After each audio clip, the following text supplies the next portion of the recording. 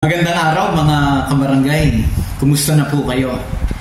Dito po sa particular na video ito, akin pong i-discuss kung papaano gagamitin ang mga KP forms. Lahat po ng KP forms, from KP form number 1 hanggang KP form number 26.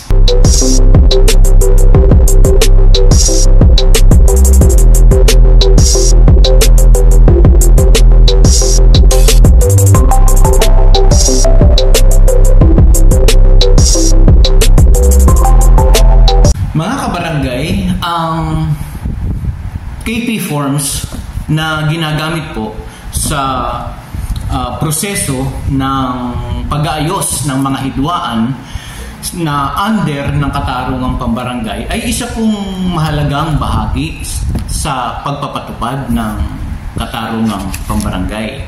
Dahil ito po yung mga nagsisilbing legal na dokumento ng proseso ng pag-aayos ng mga hindi pagkakaunawaan sa barangay.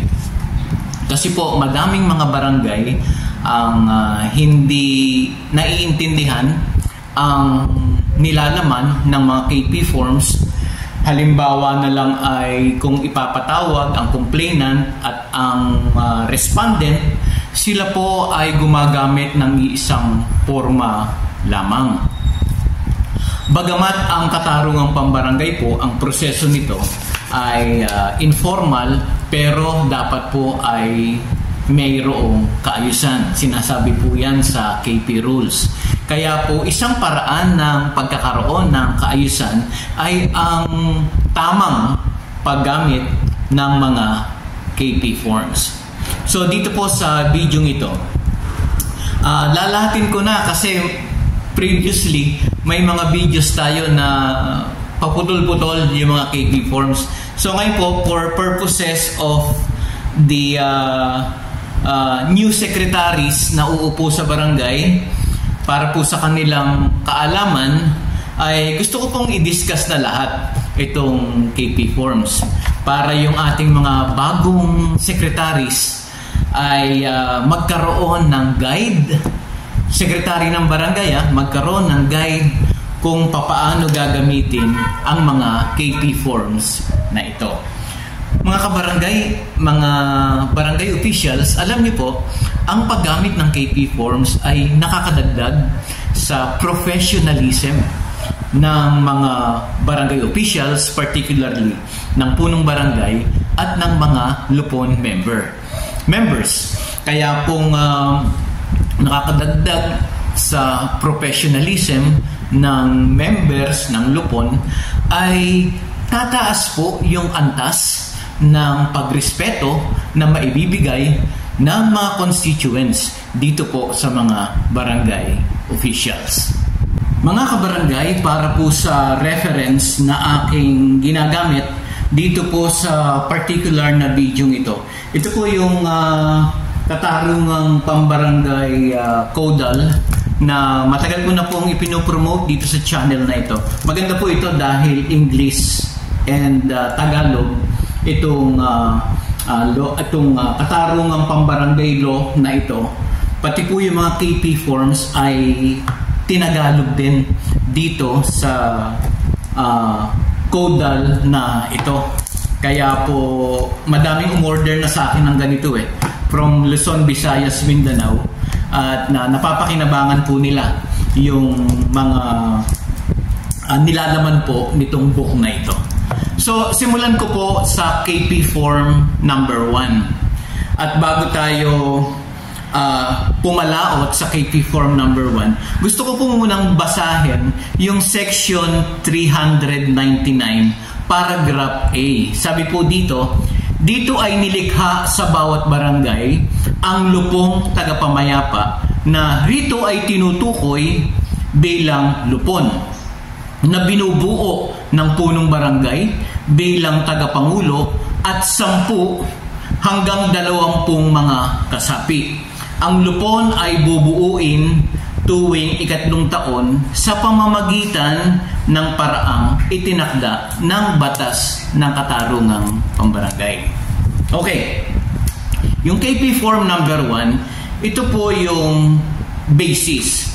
Section 399, Section Paragraph C. Sabi po dito, isang paabiso upang magbuo ng lupon sa kabilang ang mga iminumungkahing pangalan na nagpapahayag ng kanilang kahandaang maglingkod.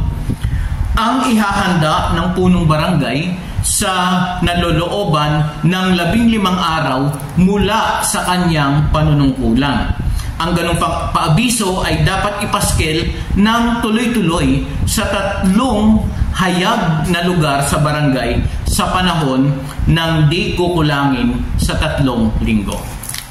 Ganito po yung KP Form number 1. Ito po yung sinasabi dito. Ang KP Form number 1 po ay tumutukoy sa paabiso sa pagbuo ng lupon. Ang sabi po sa body nitong KP Form number 1 ay hayaan niyo pong basahin ko. Sabi dito, sa lahat ng mga kasapi at sa iba pang kinauukulan.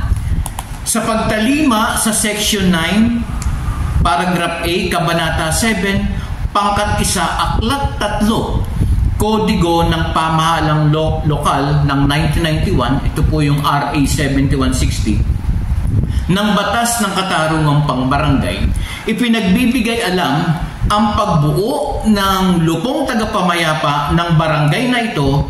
Ang mga taong aking isinasaalang-alang ay ang mga sumusunod.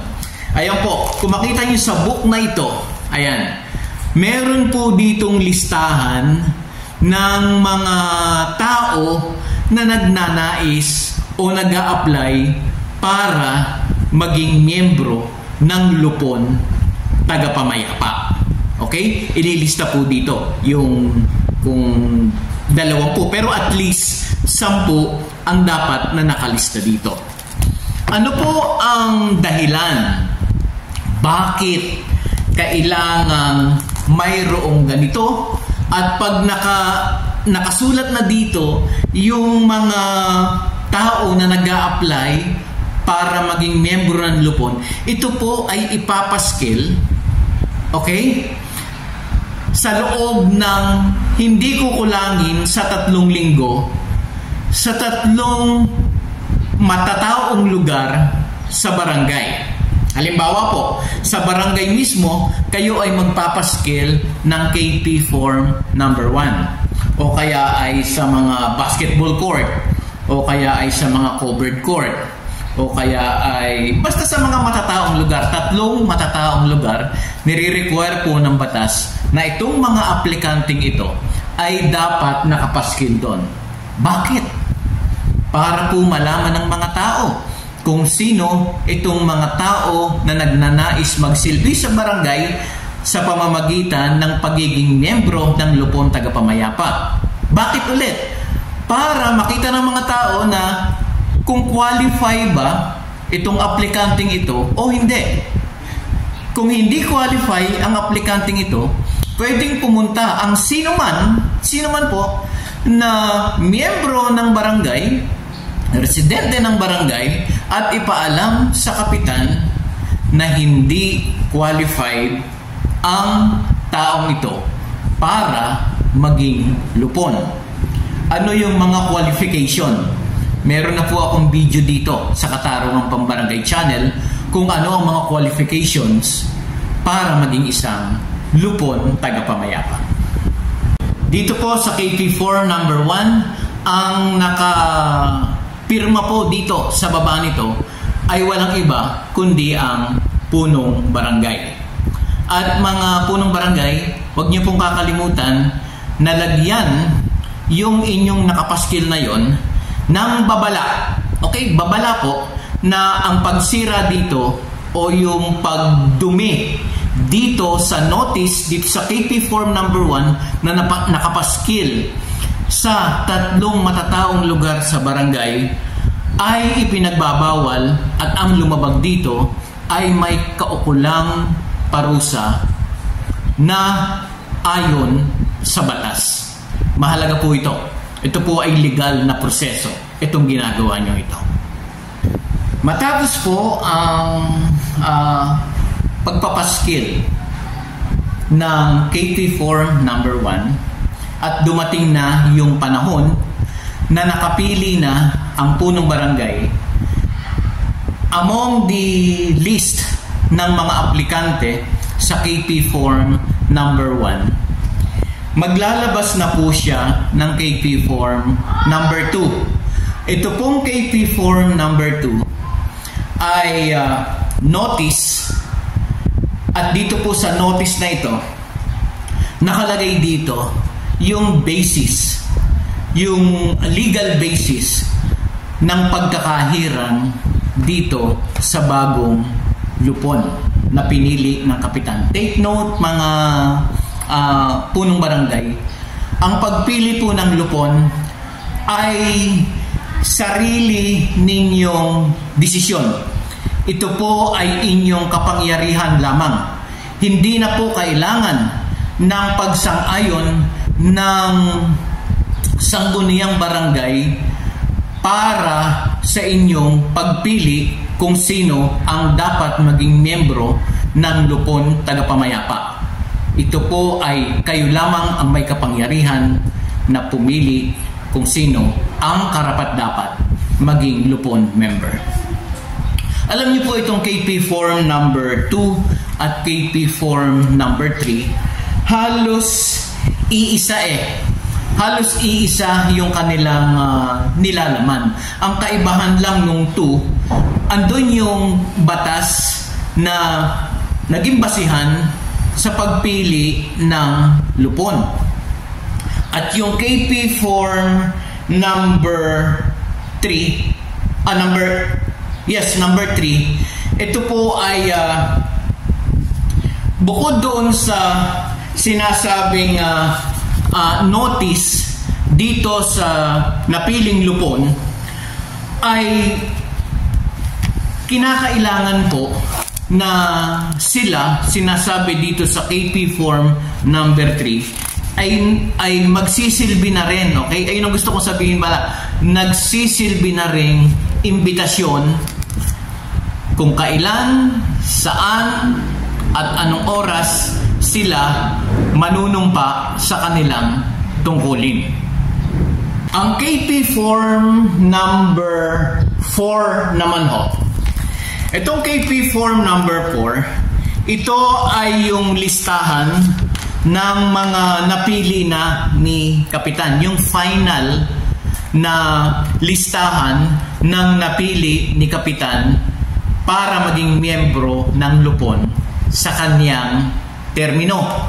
Ang nakalagay po dito sa body ay nakatala sa ilalim nito ang mga hinirang na mga kasapi ng lupong tagapamayapa sa barangay na ito, na maglilingkod sa sandaling makapanumpa sa kanilang tungkulin at hanggang makabuo ng bagong lupon sa 2 taon kasunod ng kanilang pagkakahirang. Ito na po yon, listahan ng mga napiling lupon members.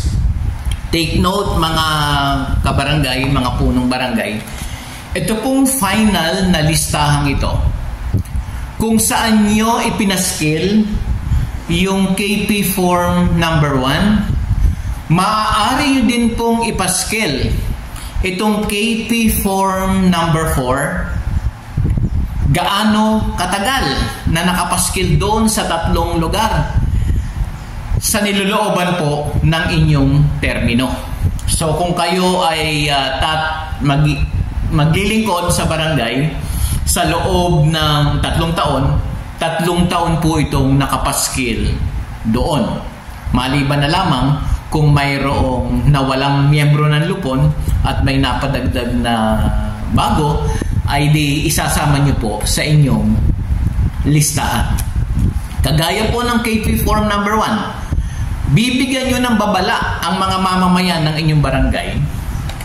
kahit sino man na ang pagsira at ang pagdumi dito sa KP Form number 4 ay ipinagbabawal ng batas. Kung labagin itong pinagbabawal ng batas, definitely meron po itong sanction. Okay, may napili ng miyembro ng lupon. Ano yung susunod na step? Eh di syempre, oath taking na ng mga bagong appointed barangay official. Anong gagamitin ng punong barangay dito sa oath taking? Ano yung mga katagang sasabihin nila? Yun po ang nilalaman ng KP Form number 5, panunumpa sa tungkulin. Okay? Ito na po, ito yung pattern nyo kung papaano, ano yung mga sasabihin sa panunumpa ng mga bagong lupon members sa inyong harap, kapitan. Kagaya nga po ng nabanggit ko dati na kung ang isang lupon member ay hindi na functional, hindi makapag-function ayon sa kanyang trabaho sa barangay, meron po itong, hindi ito basta tinatanggal na, okay, alis ka na. Meron po itong proseso na kailangang pagdaanan. Una, ipatatawag yung lupon concern. Pangalawa, magkakaroon ng hearing. Okay? Hearing kung bakit dapat siyang tanggalin o hindi dapat tanggalin. Let's say, itong lupon ay talagang may nalabag na batas at hindi na siya karapat-dapat maging miyembro ng lupon. So, hindi pa rin po yun, hindi pa rin yun pwedeng basta-basta tanggalin ni kapitan. Kailangan po, bukod sa pagnanais ni kapitan na tanggalin ang isang lupon member, naandun pa rin dapat ang concurrence o ang pagsang-ayon ng majority ng mga lupon members. Kung sila ay sumang-ayon sa kagustuhan ni kapitan na matanggal ito, doon lang po ang pagkakataon na sila ay tatanggalin. At ano yung form na gagamitin pag magtatanggal ng lupon? KP Form number 6. Ito po ang gagamitin nyo sa pagtatanggal sa isang miyembro ng lupon. At bago ko makalimutan, yung mga sumang-ayong lupon members na nagsasabing, okay, tanggalin na yan si lupon na yan, kailangan po dito sa baba, bukod sa kanilang pagsang-ayon, verbally, kailangan din po silang pumirma dito na sila ay sumasang-ayon na aalisin na itong particular na lupon na ito. Patunay po ng kanilang pagsang-ayon. Mga kabarangay, ang drama ng buhay ay dito po magsisimula sa KP Form number 7. Bago ko i-discuss ang KP Form number 7, hayaan niyo po munang basahin ko ang Section 410, Paragraph A. Okay, sino ang maaaring magsimula ng paglilitis? Sa sandaling mabayaran ang butaw, ito po yung filing fee. Sa paghahain, ang sino mang tao na mayroong dahilan para magsakdal laban sa isang tao kaugnay ng anumang bagay na sakop sa kapangyarihan ng lupon ay maaaring magreklamo sa pamamagitan ng salita o sulat sa tagapangulo ng barangay. Ito po ay sa punong barangay. Okay, yung paragraph B, ang sabi po doon, pamamagitan ng tagapangulo ng lupon. Sa sandaling tanggapin ang reklamo, kagyat ipatatawag ng tagapangulo ng lupon sa kasunod na araw na may trabaho ang inirereklamo o mga inirereklamo na may paabiso sa mga nagrereklamo para sa kanilang at sa kanilang mga testigo upang humarap sa kanya para mamagitan ang kanilang magkasalungat na interes. Okay, yun po yung foundation ng KP Form number 7, 8, and 9. Okay, punta po tayo sa KP Form number 7. Sabi po dun sa binasa ko, pwedeng magreklamo ang isang complainant orally or in writing. Okay? In writing, kailangan po na ang gagamitin sa kanyang complaint, sa kanyang reklamo, ay KP Form number 7. Okay? Ang nilalaman po ng KP Form number 7, una ay kung sino ang nagrereklamo, pangalawa ay kung sino ang inirereklamo. At dito po sa body, hayaan niyo kong basahin ko. Ako ay nagrereklamo laban sa mga taong pinangalanan sa itaas dahil sa paglabag sa akin o sa aming karapatan at interes sa mga sumusunod. Dito po ilalagay yung dahilan ng kanyang reklamo. Okay? At ulitin ko po, ang bago ito tanggapin ng punong barangay, yung pong filing fee. Okay? Pag nagsampa ka ng reklamo, ito po ay mandatory. Nasa batas po ito. Hindi po optional ang paniningil ng filing fee. Mandatory po yun. Okay, ano naman ang KP Form number 8? Ang KP Form number 8 po, ito ay Notice of Hearing. Notice, kanino ibibigay? O sa Tagalog ay paabiso ng pagdinig. Ito pong Notice of Hearing, itong KP Form number 8, ito ang ipinadadala sa complainant, sa nagrereklamo. Ayan, sa nagrereklamo po ipinadadala ang KP Form number 8 Ang nakalagay po dito, ikaw ay hinihilingang humarap sa akin, kay Kapitan, sa araw, lugar, oras ng pagdinig ng kanyang reklamo. Nakasign po dito ang punong barangay o ang lupon tagapangulo. Dito po, magsasign dito yung mga nagrereklamo bilang natanggap nila yung paabiso. Ngayon, kung ang KP Form number 8 ay Notice of Hearing para sa complainant, ang KP Form number 9, ito po yung paulit-ulit na ako, ay notice naman o summon para sa respondent. Napansin niyo po, magkaiba ang notice sa complainant at sa respondent. Hindi po iisa ang forma ng kanilang paabiso. Okay? Dito po sa KP Form number 9, ang nilalaman po niyan ay ipaalam sa ating mga respondent, mga inireklamo, kung sino yung nagreklamo at sino yung inireklamo.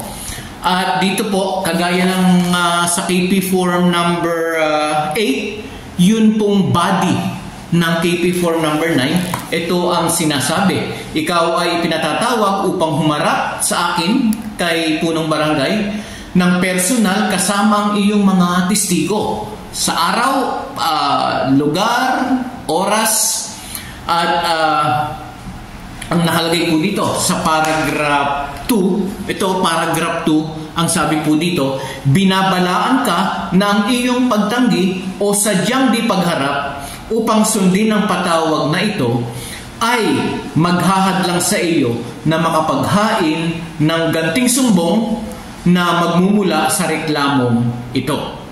Okay? Ang KP Form number 9 po ay mayroong dalawang pahina.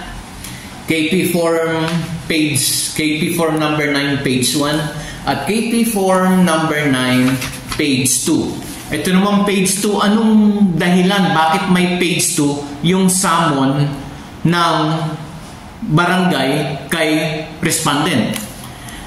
Para po malaman, ito po ang nakalagay dyan, ang title ay Ulat Opisyal, yung pong mga summon officer natin na nagpapadala nito, ay dito po pipilapan po ito nung summon officer na kanyang inihatid ito, sa katunayan inihatid niya ito sa inirereklamo, at kung papaano dito po sa tatlong ito, paano, o apat pala, apat, kung papaano tinanggap ng respondent ang summon laban sa kanya. Okay? At sa baba po nito ay pipirma kung sino yung appointed barangay official na nagdala, at dito po sa apat na ito ay pipirma yung respondent concerned. Kung matatandaan niyo po, kanina sa aking binasa sa section 410, meron po doong nabanggit na witness na kailangang ipatawag din kung sakaling sila ay involved doon sa usapin na dinala sa barangay. Ang witness o witnesses ay hindi po basta-basta isinasama ng mga partido, either complainant o ng respondent. Hindi po pwede na sila ay basta-basta isasama lamang. Meron din pong paabiso na dapat ipadala ang barangay dito sa mga witnesses. So, anong KP form iyon? Okay? Ang gagamitin pong KP form para sa mga witnesses ay KP form number 13. Okay? KP form number 13. Ito po ay utos upang humarap. Nandito din po ang pangalan ng mga nagrereklamo, mga inirereklamo, usaping barangay bilang at ano yung dahilan ng pagrereklamo. Ito po, dito nandito, nakalagay testigo, isusulat dyan ang mga pangalan ng mga witnesses involved sa isang usapin. At dito po, ang sabi dito, ikaw, yung witness o witnesses, ay inuutusan na humarap sa akin sa punong barangay sa araw, lugar, at oras. Kaya ito pong KP form number 13 ay mahalaga din, mga barangay secretary, mga punong barangay. Huwag niyo pong kakalimutan itong 13 ha. May silbi po ito. Meron ding silbi ito. Kasi bakit kailangang padalan mo ng KP form number 13? Dahil madami po, based on our experience, madami ang mga parties na nagsasama ng kanilang testigo. At madalas, ito po yung nakakalungkot, yung pang mga testigo ang napakadaldal. Yung pang mga testigo na sa halip ay maaabot na yung kasunduan, minsan testigo pa ang humahadlang para magkasundo na yung dalawang partido. Hindi ko naman po nilalahat sa mga testigo. Okay? Ulitin ko po, bagamat ang proseso ng katarungang pambarangay ay informal, pero meron po itong kaayusan. Kaya, ulitin ko po, huwag niyo makalimutan, pag witness ay padadalhan niyo din po ng utos upang humarap. Sa English po ay subpoena. Okay, let's say dumating na yung paghaharap ng respondent o ng complainant sa barangay. Hindi po sa lahat ng pagkakataon ang mga parties ay dumadalo. Lalong higit ang respondent. Bakit? Sabi ko nga po dati, kung ikaw ay respondent, nakakatakot na haharap sa barangay. At nakakahiya na ikaw ay haharap sa barangay. Pero mga kabarangay, tandaan po natin na ang barangay naman ay hindi korte, no? Na ikaw ay huhusgahan. Hindi ganon. Ang barangay po, kagaya dito sa aming barangay, ang Lupon Tagapamayapa, yung aming lugar na pinagdadausan ng hearing, ang tawag po namin ay Mediation Center. Dapat lang po na makilalang Mediation Center ang isang lugar kung saan nagpupulong ang Lupon at ang mga partido. Para doon pa lamang sa pangalan, alam ng mga constituents, alam ng ating mga kabarangay na hindi korte ang isang Lupon Tagapamayapa o ang barangay. Para mabawasan po yung kanilang kaba. Let's say, okay, hindi dumating ang complainant.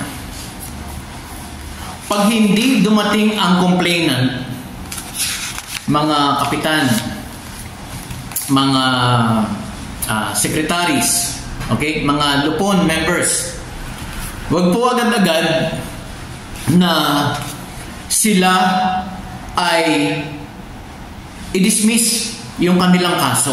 Hindi po ganon. Wag ganon. Bigyan po natin sila ng pagkakataon para naman makapagpaliwanag. So, papaano sila bibigyan ng pagkakataon? Paano sila aabisuhan na, oy, baka naman pwedeng pumunta ka sa barangay at malaman namin bakit hindi ka dumalo. Okay? Ano yung KP form na ipadadala sa isang complainant na hindi dumalo? Mga punong barangay, mga kapwa ko Lupon, padadala nyo po ang complainant ng KP form number 18. Ano itong KP form number 18? Ito po ay paabiso ng pagdinig regarding sa hindi pagharap ng isang complainant. Papupuntahin po nyo sa barangay ang complainant gamit po ang isang paabiso sa kanya, itong KP form number 18. Pasensya na po kayo kung paulit-ulit po ako dahil ang pagpaulit-ulit ako po'y naniniwala na ito ay atin pong matatandaan. Dito po ay iimbitahan nyo yung nagreklamo bakit siya hindi dumalo. Pagpapaliwanagin siya. Hindi po kinakailangan na kasama din yung kanyang inireklamo.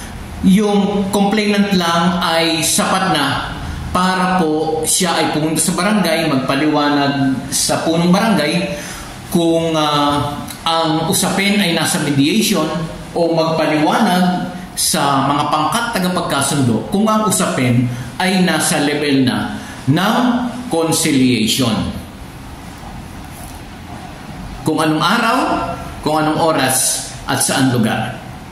Ito po ay due process. Okay? At dito sa KP form number 18, meron din po dito mga babala. Ang sabi po dito, maaaring ipawalang saysay ang iyong haing sakdal laban sa complainant at maaaring i-dismiss ang kanyang kaso kung sakaling hindi siya haharap para magbigay ng paliwanag. Paano naman kung ang respondent o ang inireklamo mismo ang hindi dumating? Okay, kagaya po ng dapat mabigyan ng paabiso, ang ginagamit po na patawag sa respondent na ayaw dumalo, gagamitan nyo po ng KP form number 19. 19 naman ang ipapadala ninyo sa kanila. Okay, let's say dumating na ang mediation. Pwede rin po itong mangyari sa conciliation. Okay?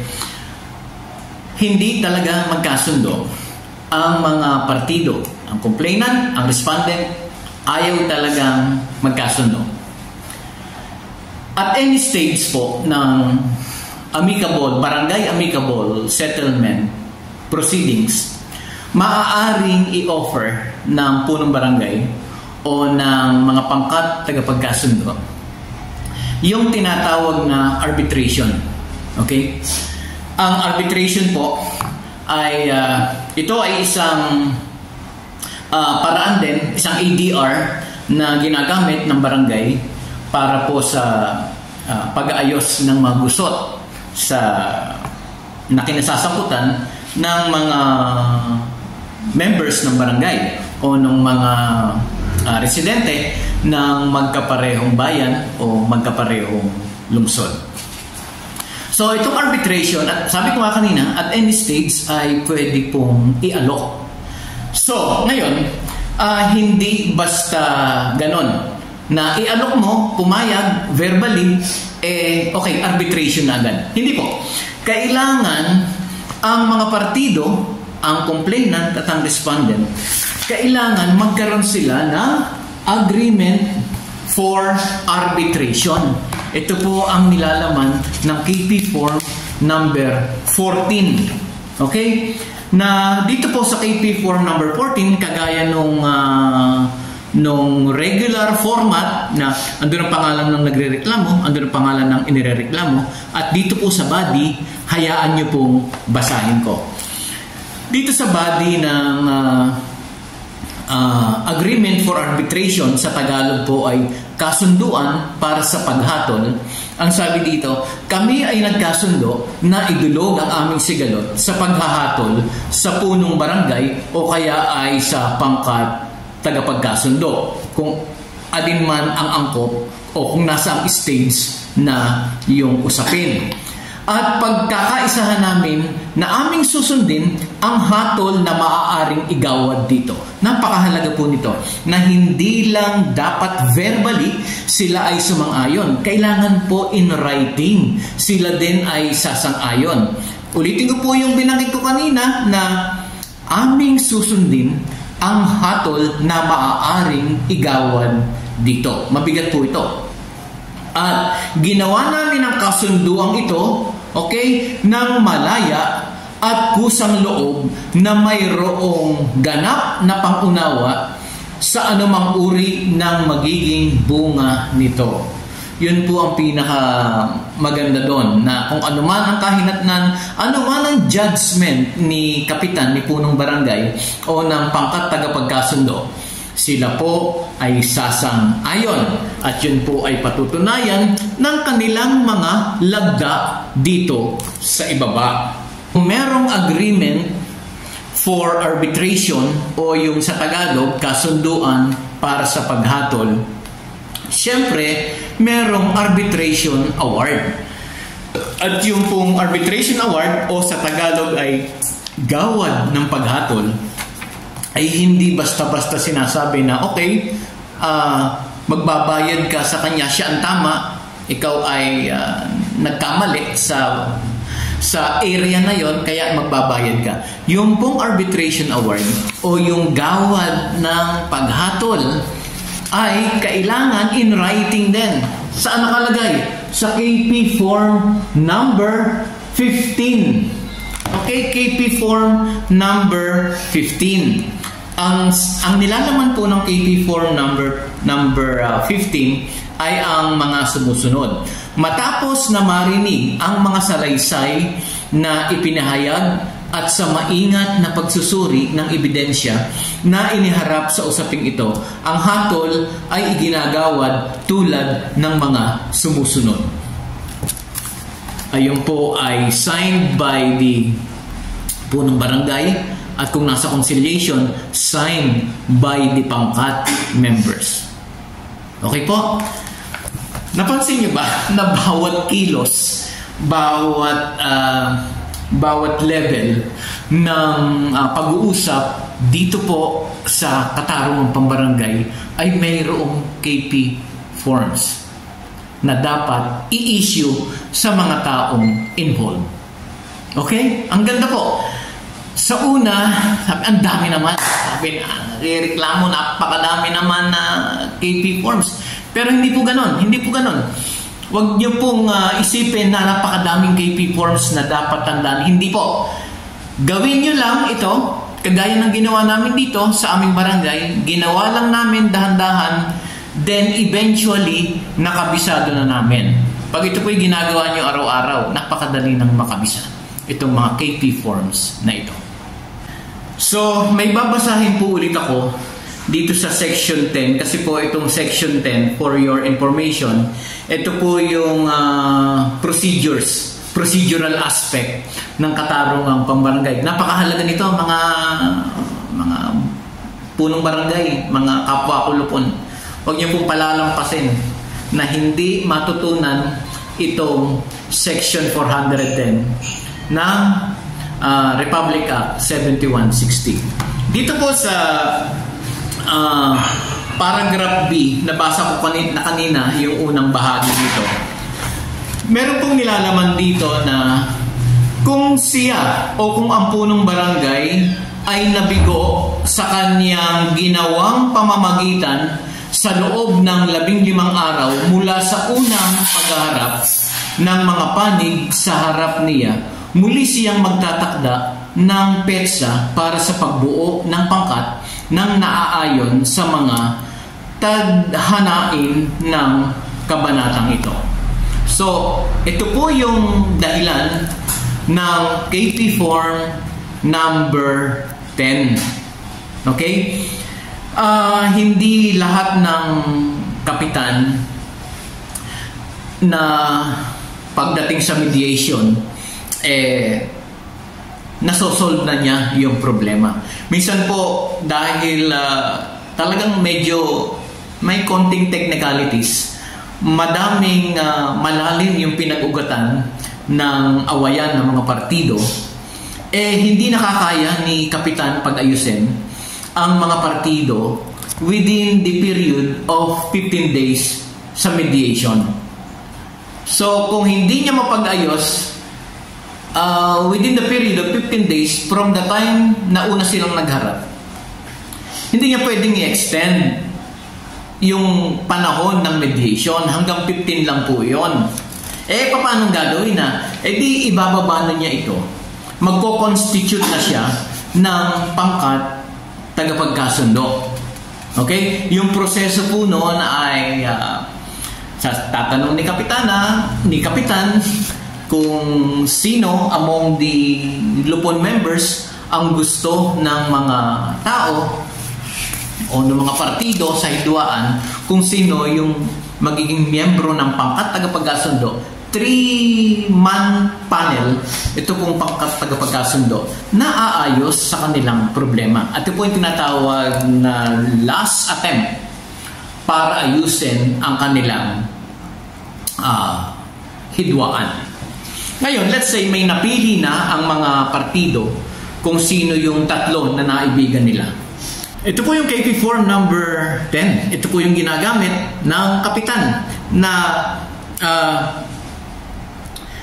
ipatawag muli yung mga tao kung sakaling hindi niya nagawa on the last day ng mediation, kung sino yung napili na maging miyembro ng pangkat. Ipapatawag po using KP Form number 10 at sila po ay pamimiliin ng mga miyembro ng pangkat na haharap sa kanilang hindi pagkakasundo o yung magkakandak ng conciliation para sa kanilang hindi pagkakaunawaan. Ang sabi po dito sa body ng KP Form number 10, kayo ay hinihilingan na humarap sa aking personal sa ganitong petsa, oras at lugar para bumuo ng pangkat tagapagkasundo na siyang mag-aayos sa inyong mga sigalot kung sakali at mabigo kayo magkasundo sa kasapian ng pangkat o humarap ng nasabing petsa para mabuo ang pangkat. Pagpapasyan ko ito sa pamamagitan ng palabunutan. So, more or less, alam niyo na po yung ibig sabihin ng KP Form number 10. Unless, ito pong nanonood ay bago pa lamang na tumatay yung punong barangay, maging yung mga sekretary. along the way, inyo pong matututunan din ito. It's a matter of practicing kung ano po ang sinasabi ng mga KP forms. Okay? Let's say, yon, kagaya na sabi ko kanina, may napili ng tatlo. Yung napiling tatlong yon, hindi basta tatawagin ng kapitan o ng kapitan sa phone o ng secretary, hindi basta tatawagan para pumunta sa barangay. Sila po, yung tatlong napili na member ng pangkat, kailangang gamitan ng KP form number 11 para po sila ay ipatawag, paabiso na sila, padala ng abiso na sila ay piniling kasapi ng pangkat. Okay po, KP form number 11, paabiso sa mga lupon para maging membro, sa mga lupon members para maging membro ng isang pangkat tagapagkasundo. Sana po maliwanag yon. Ano naman itong KP form number 12? Sabi po doon, paabiso ng pagdinig. Natandaan niyo ba kanina yung sinabi ko na matapos maghain ng reklamo ang complainant, ang mga partido po, ang complainant at ang respondent, ay complainant pinadala ng KP form number 8, notice of hearing, at ang respondent pinapadala ng summon. Sa mediation po iyan. Ngayon, kung nasa conciliation na, dito na sa last resort, last attempt para ayusin ang problema, ang ipinadadala po sa mga involved sa isang usapin, sa complainant at sa respondent, ang ipapadala po sa kanila ay KP form number 12. Pareho na po ito na ipapadala sa kanila. Ito pong KP form number 12, simple sinasabi lang po dito kung sino yung nagreklamo, anong reklamo, usaping barangay bilang, at sila po ang signatory na dito ay ang tagapagkasundo, tagapangulo ng pangkat. Ito po yung pangkat chairman. Dito sa baba, pirmado ng mga nagrereklamo at ng inirereklamo. Napakahalaga po nitong mga KPs. Kasi kung ikaw ay pinadala ng KP form number 12, ang ibig sabihin niyan, nasa conciliation na ang inyong usapin. Sabi ko nga po kanina, papaano kung iisang forma ang mga paabiso na inyong natatanggap, hindi mo maintindihan kung nasa ang level na ng pag-uusap kayo na doon. Di ba ba? Kung gagamit tayo ng mga KP forms, maintindihan natin, nasa conciliation na dahil KP 12 ang ipinadala sa akin. Ngayon, papaano naman kung magkasundo ang mga partido? Ay di mas maganda dahil naabot po natin yung layunin ng katarungang pambarangay na hindi na makadagdag sa mga isinasampang kaso sa korte yung usapin na galing sa ating jurisdiction. Okay, let's say nagkasundo. Ang pagkakasundo po ay hindi basta lamang nagkasundo. Take note, hindi po basta lang kailangan magkasundo verbally o kaya pumirma na lamang dun sa minutes ng secretary na sila ay nagkasundo. Huwag pong ganon. Hindi po ganon ang sinasabi ng ating batas. Anong gagawin natin? Pag nagkasundo, sila po ay i-issuehan nyo ng KP form number 16. Ito po yung matiwasay na pag-aayos. Sa English ay amicable settlement. Kung ang amicable settlement ay nangyari during the mediation, gagamit po ang ating punong barangay ng KP form number 16. Halimbawa naman ang kasunduan ay nangyari sa conciliation, sa panahon ng conciliation, KP Form 16 din po ang i-issue ng ating mga pangkat members. Sa Tagalog, hayaan niyo pong basahin ko sa inyo yung body. Sabi doon, kami mga nagreklamo at nireklamo sa usaping nakasaad sa itaas ay nagkakasundo na aayusin ang aming mga sigalot sa mga sumusunod. Dito po yung mga kondisyones na kanilang isusulat. Dito po sa matiwasay na pag-aayos, KP Form number 16. At sila po ang nagrereklamo at ang nirereklamo ay lalagda dito po sa kanilang napagkasunduan. At bilang pagpapatotoo, ang punong barangay o ang tagapangulo ng pangkat, sila po ay lalagda din dito bilang pinapatunayan nila na nagkaroon ng matiwasay na pag-aayos na ginawa ng mga panig at malaya at kusang loob matapos ang aking maipaliwanag sa kanila ang uri at magiging bunga ng gayong pag-aayos. Patunay lang po yun na walang pumilit, walang at kusang loob, malaya nila itong at kusang loob na ginawa. Sila po ay pipirma.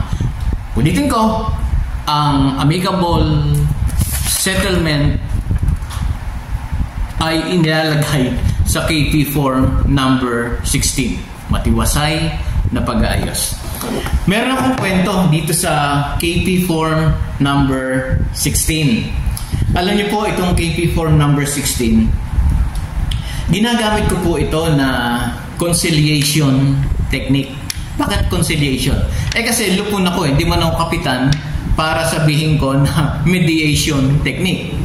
Ginagamit ko po itong KP Form number 16 na para kung nakikita ko na malapit nang magkasundo, parang konting usap na lang, magkakasundo na. Ipinapakita ko po sa mga partido kung ano itong KP Form number 16. Sinasabi ko po, ito ay base lamang sa aking experience na sabi ko, kung kayo ay magkakasundo, hindi lang kayo nagkasundo verbally. Lahat po ng inyong kasunduan, lahat ng mga kondisyon na gusto nyong mangyari sa inyong kasunduan, atin pong ilalagay sa KP Form number 16. At ito pong KP Form number 16, ito po ay isang legal na dokumento. Ang kasunduan po sa barangay, pinapaalala ko sa kanila o ipinaalam ko sa kanila na mayroong 6 na buwang bisa.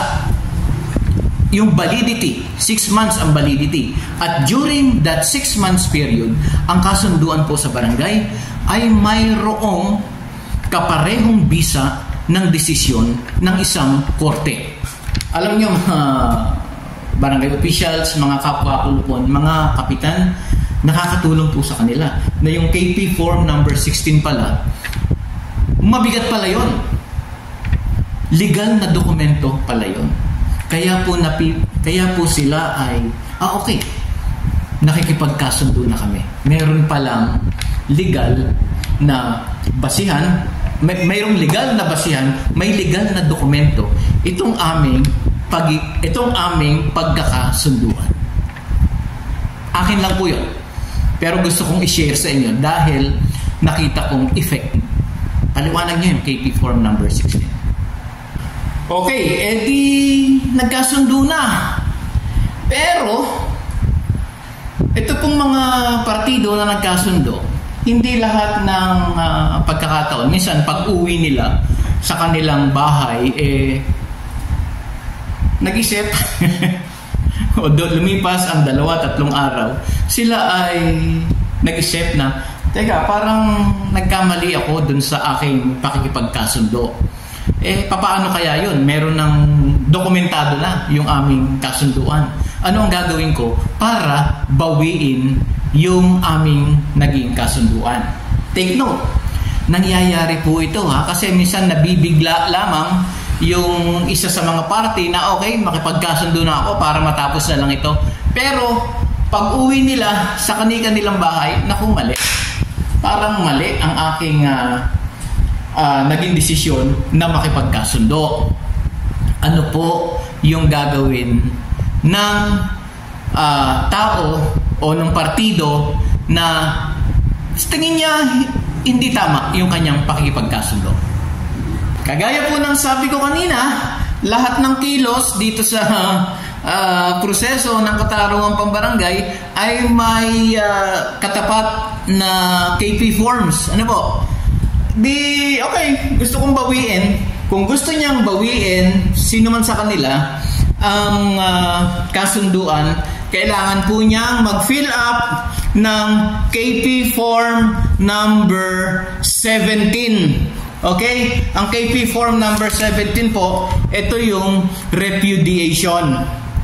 Na kailangan i-repudiate mo ang isang kasunduan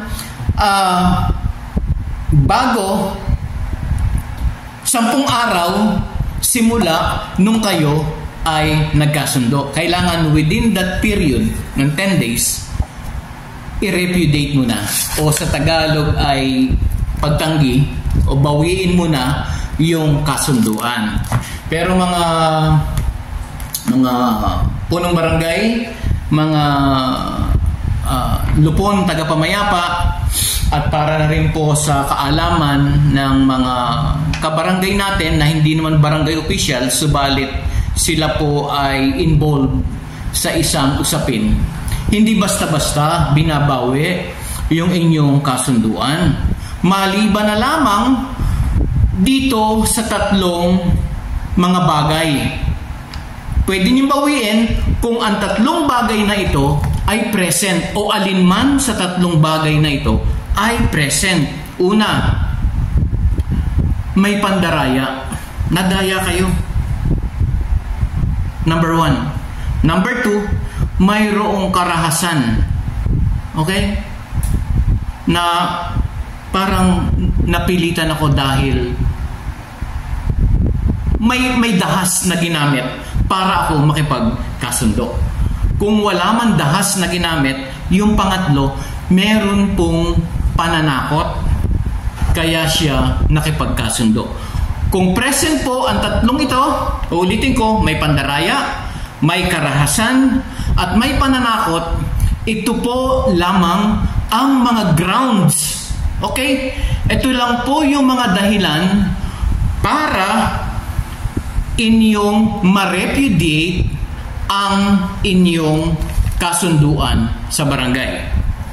Kung hindi po present itong 3 ito o alinman sa 3 ito, wala pong grounds, walang dahilan para nyo mabawi yung o itanggi yung inyong naging kasunduan sa barangay, yung nasa KP form number 16. Take note, pag ang sabi po dito, ang pagkabigong tanggihan, yung i-repudiate, ang pag-aayos o kasunduan ng paghahatol sa nalooban ng itinakdang 10 araw mula sa petsa ng pag-aayos at 5 araw mula sa kasunduan ng paghahatol. Ito naman po yung sa arbitration. Ayon sa pagkakasunod ay ipapalagay na tinalikdan na niya ang karapatang tumutol sa nasabing dahilan. Okay, pag lumampas po ang 10 days at hindi mo na-repudiate sa mediation, sa conciliation, o kaya ay 5 days sa arbitration, pag lumampas doon, hindi mo na pwedeng i-repudiate ito. Nangangahulugan lamang ng kasunduan na ay final and executory. Okay, dumako naman tayo sa KP form number 20, 20-A at 20-B. Kailan ini-issue ang KP form number 20? By the way, ang KP form number 20, 20A at 20B ito po yung certificate to file an action. Ibig sabihin, hindi naging successful ang barangay para ayusin ang hidwaan ng mga partido, kaya kanila na itong bibigyan. Ito yung pinakahuling pwedeng maitulong ng barangay sa mga naghihidwaan at iangat na nila. Okay? Hindi kaya ng barangay o hindi iangat na sa tamang ahensya ng gobyerno o kaya po ay sa korte. CFA, Certificate to File Action. Ito pong KP Form number 20. Madali lang ito. Kung ni-repudiate, okay, sinabi ko po kanina, kung ni-repudiate yung kasunduan, so mapapawalang bisa yung kasunduan. Ni-repudiate, tama yung mga grounds, tama din dun sa nakatakdang araw para i-repudiate. Okay, anong susunod po doon? I-issuehan ng pangkat tagapagkasundo ang complainant ng KP Form number 20. Okay? Yung pong KP Form number 20, ini-issue kung ang isang kasunduan ay ni-repudiate. Ito namang 20-A, ito po ay yung mga cases na CFA na ini-issue para dun sa mga cases na dumaan sa mediation, hindi nagkasundo. Dumaan sa conciliation, talagang hindi nagkasundo. Kung yun po ang pinagdaanan ng mga partido, yung mga ganung proseso, lahat ng proseso ay kanilang pinagdaanan at hindi nagkasundo, KP Form number 20-A ang inyong i-issue doon sa complainant. At ito namang KP Form number 20-B,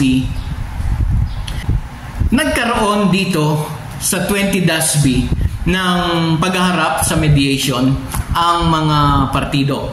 At dahil hindi nagkasundo sa mediation, nung ito ay binabana sa pangkat, ito pong inirereklamo, sabi dito, sinadya, okay, nang inirereklamo o tumangging humarap sa pangkat para sa hakbang ng pagkakasundo nang walang makatwirang dahilan. Ito po yung sinabi ko kanina na after padala ng KP Form number 19 ang respondent at hindi justifiable yung kanyang dahilan ng hindi pagdalo, doon na, okay, mai-issue sa complainant ang KP Form number 20-B. Ulitin ko sa mediation, nagharap sila, hindi nagkasundo. Nung ibinabana sa pangkat, sa conciliation, hindi na nagpapakita itong respondent. Kaya kung ganon, ang susunod na hakbang ng barangay ay issuehan ang complainant ng KP Form number 20-B, Certificate to File an Action. Ano naman ang KP Form number 21? Ito pong KP Form number 21, ito po ay Certification to Bar an Action. Ang ibig sabihin lang po nito, kung ang complainant, okay, na siya na nga yung nagsampa ng reklamo, pero ayaw sumunod, no, sa sinasabi ng barangay na dapat niyang gawin, kailangan siyang ma-issuehan nitong Certificate to Bar Action o yung katibayan upang hadlangan na makapagsakdal sa anumang tanggapan ng ahensya o sa hukuman. Hayaan niyo pong basahin ko yung body nitong KP Form number 21. Sabi ito ay nagpapatunay na sa usaping nakasaad ay pinawawalang saysay alinsunod sa kautusan na may petsa para sa reklamo ng complainant dahil sa sinadya o kusang di pagharap sa pagdinig sa harap ng punong barangay kung nasa mediation o sa pangkat tagapagkasundo kung nasa conciliation. At dahil dito, ang mga nagrereklamo ay hinahadlangan na makapaghain ng sakdal sa hukuman tanggapan ng pamahalaan. Ito po ay isang sanksyon para sa mga complainant na matitigas ang ulo, na hindi sumusunod sa patakaran ng pag-aayos ng katarungang pambarangay. Okay? Kung nasa mediation ay hindi na humaharap si complainant, ang mag-i-issue po nito ay ang kalihim ng barangay, ng sekretary ng barangay, at patututuhanan ng punong barangay. Kung yung hindi pagdalo ng complainant ay nasa conciliation na, ang mag-i-issue ng certificate to bar an action ay yung tagapangulo ng pangkat, ang mag-i-issue ay kalihim ng pangkat, sekretary ng pangkat, at patututuhanan ng pangulo ng pangkat o yung pangkat chairman. Mahalaga po ito mahalaga po ito na i-issue nyo, mga kabarangay ko, mga kapwa ko lupon, mga punong barangay, i-issuehan nyo po sila ng KP Form number 21 para yung kanilang reklamo ay hindi na nila madala sa korte o sa anumang tanggapan ng pamahalaan. Ito po ay isang paraan para disiplinahin yung mga complainant. Kasi po may mga complainant na nananakot lang. Ginagawang panakot ang pagsasampa ng reklamo sa barangay. So, pag ganon, atin pong ipaunawa, mahalagang maipaunawa natin sa kanila na ang proseso ng katarungang pambarangay ay hindi biro. Okay? Ito po ay isang seryosong bagay. Ito po ay batas na dapat ipatupad. Okay, KP Form number 22 naman po tayo. Ano yung KP Form number 22? Ito po ay ini-issue naman sa mga respondent na meron ding konting katigasan ng ulo. Ito po ay certification to bar counterclaim. Sa Tagalog ay katibayan upang hadlangan na makapagsakdal. Ano ito? Anong dahilan bago i-issue itong certificate to bar counterclaim? Ito po ay ibinibigay sa mga respondent dahil sa kanilang napag-alaman, okay? Ito yung mga hindi dumadalo. Napag-alaman, sinadya o tumangging humarap nang walang makatuwirang dahilan o matapos padala ng KP Form 19. Talagang hindi justifiable yung reason na kanilang sinabi, kaya hindi sila nakadalo. Okay? Sa harap ng punong barangay o pangkat tagapagkasundo, at dahil dito ang mga inirereklamo ay hinahadlangan, maghain ng kanilang ganting sumbong, counterclaim, kung meron man, na nagmula sa sigalot sa hukuman o tanggapan ng pamahalaan. Okay po? Ayan, certificate to bar counterclaim para sa mga respondent naman ito. Ano naman ang KP Form number 23? Ito po ay meron na akong video dito sa Katarungang Pambarangay Channel tungkol sa KP Form number 23. Ito po ay motion for execution of barangay settlement. Ini-issue po ito. Ito po ay pinipilapan ng nagrereklamo dahil hindi tumupad yung inirereklamo o vice versa sa kanilang napagkasunduan. Okay, ulitin ko, sila po ay magmumosyon sa tagapangulo ng Lupon. Sino yun? Ang punong barangay. Para matupad yung kasunduan. Sa sandaling hindi ito natupad. Sumablay. May isang sumablay. Ano naman po itong KP Form number 24? Ito pong KP Form number 24, ito naman po ay Notice of Hearing regarding motion for execution. Nung natanggap na ng kapitan itong KP Form number 23, ang gagawin naman ng punong barangay ay padadalan ang mga taong involved ng KP Form number 24 para po sa isang hearing para maipaliwanag anong naging dahilan bakit hindi nakatupad ang isa sa mga partido sa kanilang naging kasunduan na nakasulat sa KP Form number 16. Ayan, kagaya po nung mga notices, yung mga paabiso na kailangang humarap sila sa ganitong araw, oras at lugar. KP Form number 25, ito naman po ay paabiso para sa pagtupad. Ito po yung notice for execution. At dito po gagawa ng paraan na itinakda ng batas ang punong barangay para ipatupad ang nasabing kasunduan. Ito po yung paabiso na rin sa kanila na okay, dahil hindi nyo natupad ang isang kasunduan, sa madaling salita, kapitan na ang magpapatupad ng nasabing kasunduan sa paraan na naaayon sa batas. And lastly, hanggang dito na lang po ako sa KP Form number 26. Ito naman po ay yung monthly transmittal of final reports. Ito yung pinapadala ng secretary ng barangay sa korte tungkol sa barangay case, ilan ang naging barangay case, yung mga pangalan ng respondents, ng complainants, at ano yung mga issues, yung mga dispute na kanilang kinasangkutan.